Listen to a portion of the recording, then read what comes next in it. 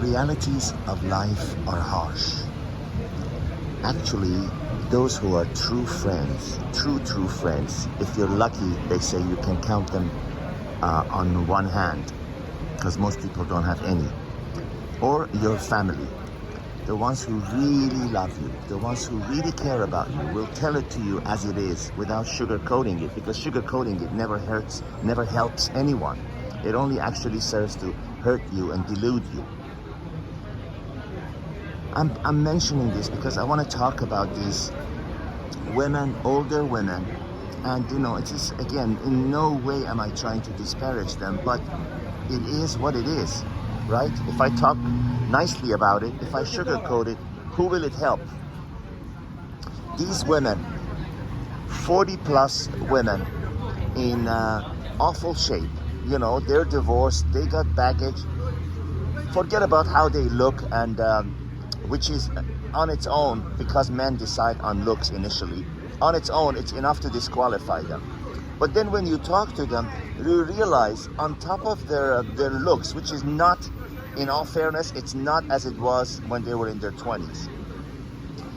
Their insides, their baggage, their claims, their qualifications, the requirements that they have is actually not only the same as it was with a 20-year-old woman.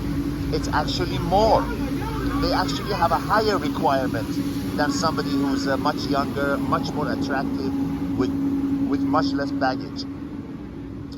The thumbnail that I have in this video is not a made-up picture. It is an actual woman who is fiercely complaining about the quality of men that she's dating. Now, granted, the men that she's dating are not Alain Delons or male model-looking people.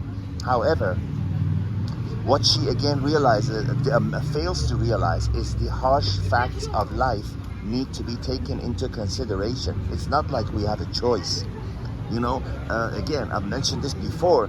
If you're a guy living in a studio apartment or sharing an apartment with two other guys, driving a beat-up old car and don't make any money, you cannot have the highest, claims or rights to the top 1% of the food chain of women. I'm sorry, you just can't.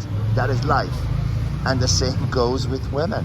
They have to realize that if you are, past a certain age, if you have kids, if you've been divorced a couple of times, if you got a couple of exes in the picture, if you got financial problems, drinking problems, other friends with equal miserable situation, you cannot expect to have perfectly good, earning, successful, tall, handsome men that have all the options in the world except you and the long list of your requirements. Why on earth would they do that? Why would a bank give you a loan when you're unemployed, 2 months, 3 months behind on your car payment, and your financial picture that guarantees non-payment in the future? Why would they give you a loan? Why would they do that?